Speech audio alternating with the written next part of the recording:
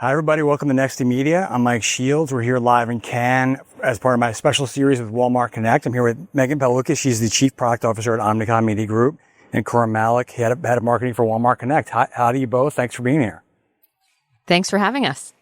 So it's interesting, there's so much emphasis on creators the last couple of years, particularly at Cannes. We're talking about trying to bring together, to me at least, it seems like it's not easy for brands to figure out which creators to work with.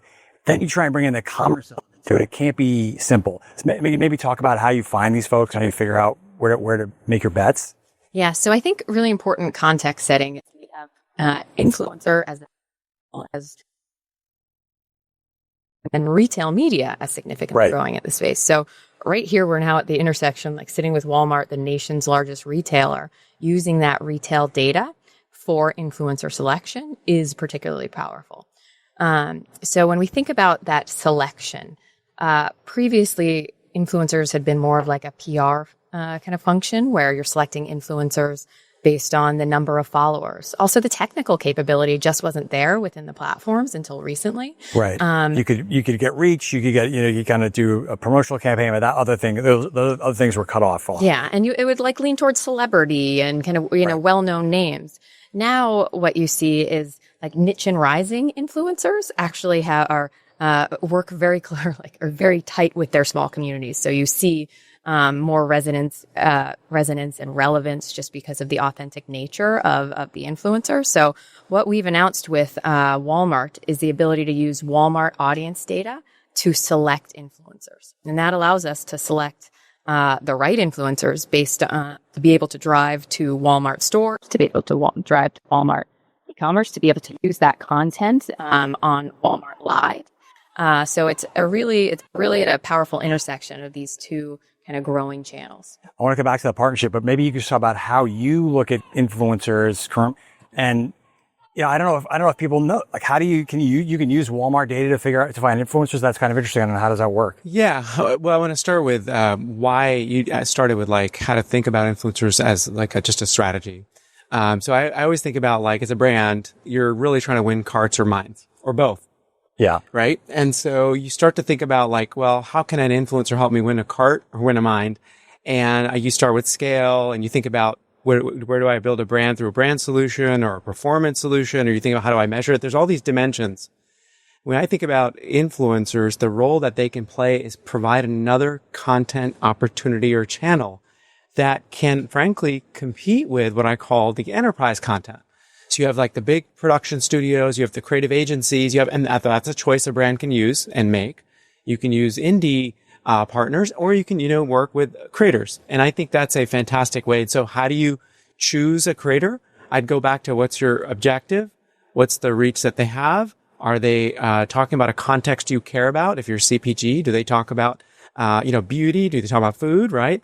And that can play a big part in the selection of the right influencer, and then working with a partner, like our announcement did to go and activate. But I always go back to that fun saying of winning the carts and minds. Right. But so that's interesting, because you mentioned historically, we're not talking about a long period of time here. Social commerce, I think, has been treated as like an influencer, social media agency thing, while retail media is its own thing. And I guess I wonder, are they ready to come together? Because I think some might see retail media as like all about closed loop attribution and, like driving directly to outcomes, where that's a different thing. But it sounds like you think they maybe are coming closer. Yeah. Especially it is different per generation, right? Like you see Gen Z going to influencers both for discovery as well as all the way down through purchase. So like our recent research found that kind of new to brand, 45% of people that engage with influencers were using it for kind of new to brand. So learning new brands, incremental sales for brands. So I think where it was historically just kind of a brand channel, it's discovery all the way through the funnel. Right, because people do so much product research begins on these platforms. So how do you have some good examples? I know it's early. You're talking about in your partnership. Are there good examples of things you've done with creators in the commerce space you can talk about? Yeah, so I think what's really exciting about the work is the fact that we are Walmart works with many of our brands, right? So we can take Walmart purchase data for that brand as well as kind of broader purchase data within that kind of competitive set and use that to select an influencer and then use that to drive directly to store or drive to the commerce site. And then there's the example of using it for Walmart live shopping as well.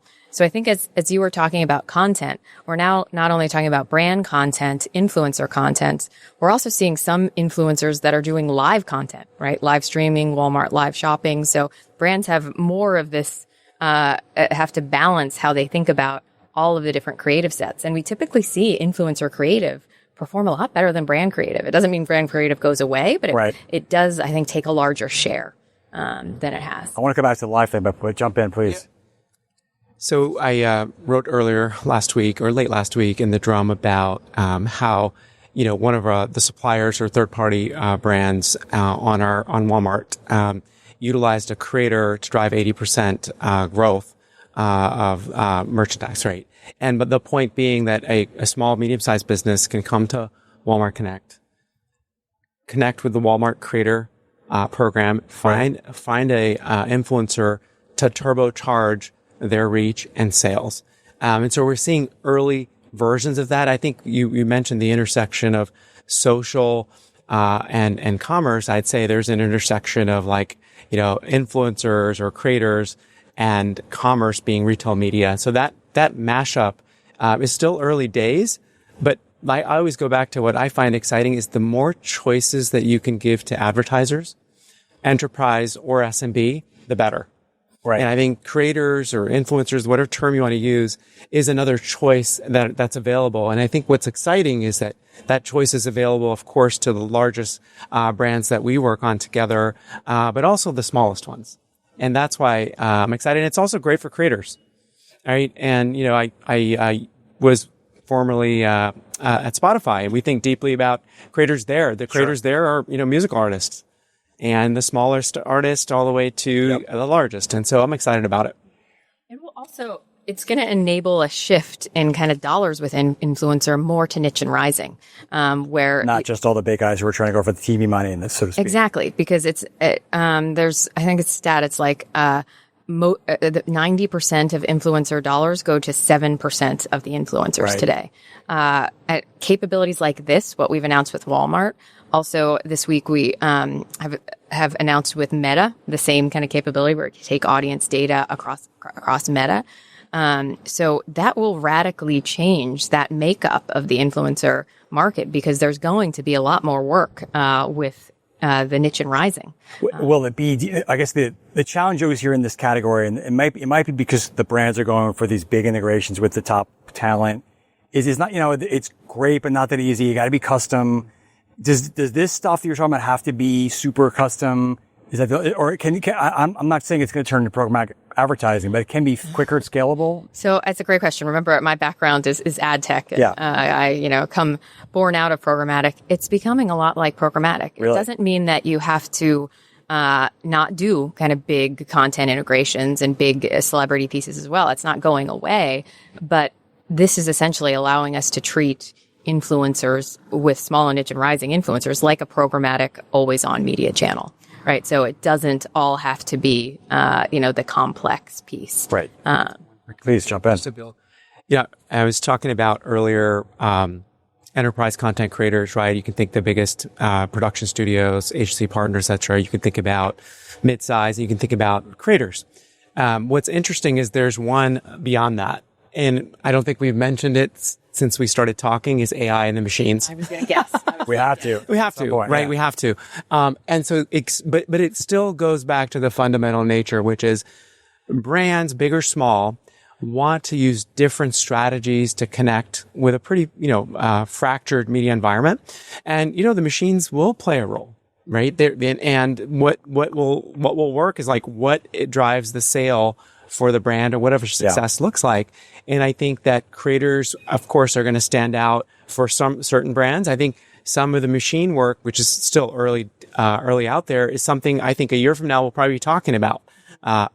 I'm like, Please. we're sharing a mic. So I'm like, I think the interesting part of the AI creative piece is for your point around small to medium brands, right? Like it makes it easier for one-click buying for small, medium businesses. Right. They've really been stuck on, a couple of big platforms, and this opens things up to them. Right. But then you have a risk of the creative with the AI being a bit of like sea of sameness, right? So I think there's a different usage of how AI is going to be applied for big brands, right? Where you just need more creative control. You have to go through more creative approvals. You have to be very careful about what's out there. And so I think we do have to think about the balance of brands creative, influencer creative, also this nuance of influencer creative that's live versus pre-recorded. And then there's how is AI going to impact it? And I think it's different for small to medium, versus, for large brands. I want to ask you about the growth of the live element, live shopping. But I wonder, when you talk about social commerce, again, historically, there's been almost this belief that brands can fly off the shelf and go viral, and we don't really know how that happened.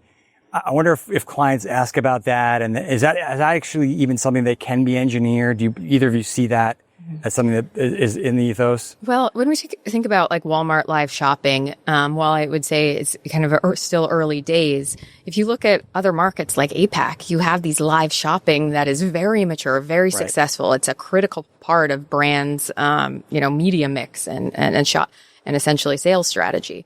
So we were excited to get in early kind of with Walmart Live, but in some ways it's essentially like just a natural evolution of what was like what QVC was, right? You want to have kind of new ways to be able to there seems to be a broader audience or at least generationally, they don't seem to think a QVC might have been only for like, Aunt Sally or whatever, but that seems like that's changing.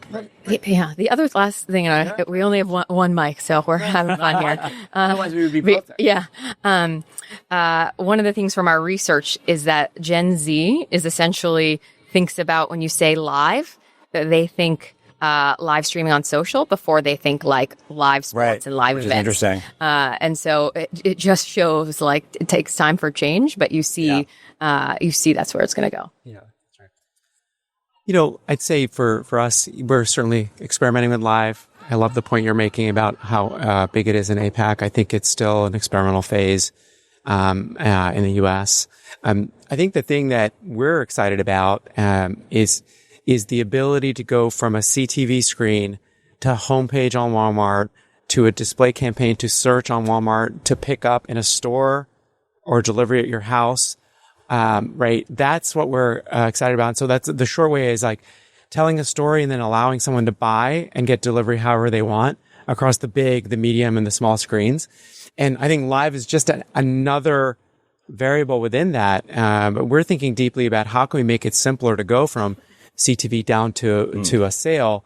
And so back to that fun, I mean what I say when I say about winning carts and minds. It's like we're kind of working well with carts, but folks are asking us like, can you help us with building a brand also? Sure. And that's where we need to rely on partners like Megan's company to make this happen. So, do you think is there some degree of like almost training? Like we have to get people in this country used to this, like the eventizing, live shopping, get it part of the culture? Or is that going to happen on its own?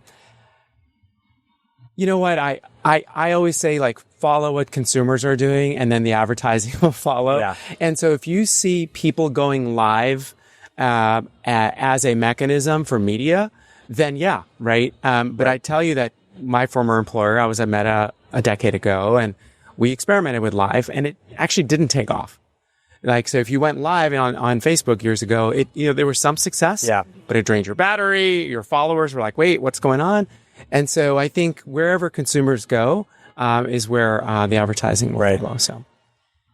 And Meta has relaunched it now. So maybe it's about kind of the time and when you're ready. Right. That's right. And I think there's a generational piece, right? It's, us older people are like stuck in our ways where Gen Z, right? I don't start my, like searching on, a social platform, right? I search in Google or in ChatGPT. Good old fashioned keywords. Right.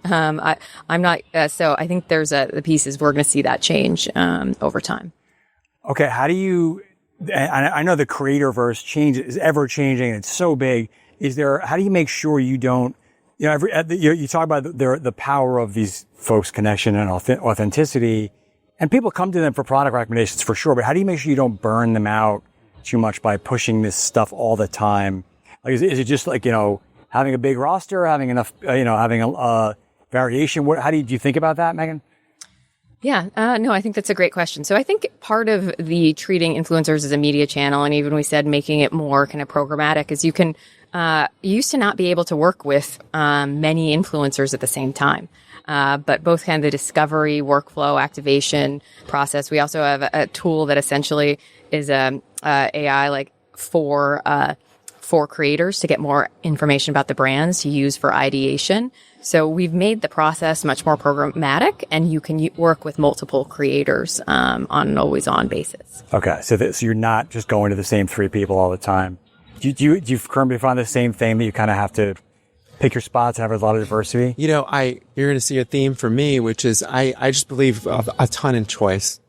And so, honoring the choice of a creator to say they want to work with more brands, honoring the choice of a brand to say, I want to work with this creator only, and making that matchup happen. And if a creator is open to that, whether you're a music creator, video creator, etc., fantastic. If and even if it's driving sales, some creators may say that's enough. Like I'm saturated. You can see this in podcasting as another example. And so as long as the creators have a choice, I'm excited about honoring that choice. And I think it's a great opportunity. And same with brands. Brands sometimes can oversaturate on one creator, and you want to pull back and try something new. I guess last one for me, for both of you, is I'll start with you, Megan. But how do you talked about the potential here of all these, the couple different disciplines coming together, and then eventually maybe it's going from TV to social to the store and back. How complicated is that to pull that together on the brand and buy side when we love our silos and buckets and different KPIs, like to reach the potential we're talking about? Is that what work needs to be done there?